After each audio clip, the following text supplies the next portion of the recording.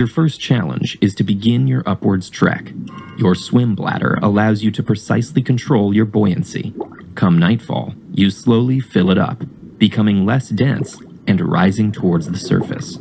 You can't swim fast, but your narrow build makes you maneuverable. This is especially important since predators could spring out of the darkness at any moment. In fact, a fangtooth is gliding beneath you. It has the ocean's biggest tooth-to-body size ratio. Food is hard to come by in the Twilight Zone, so predators have fearsome adaptations to make every attack count. The fangtooth's skin is ultra black. It reflects less than 0.5% of the light that hits it, making this fish particularly hard to spot. Fortunately, the bioluminescent organs lining your belly are regulated to match the intensity and pattern of the faint light from the ocean's surface. This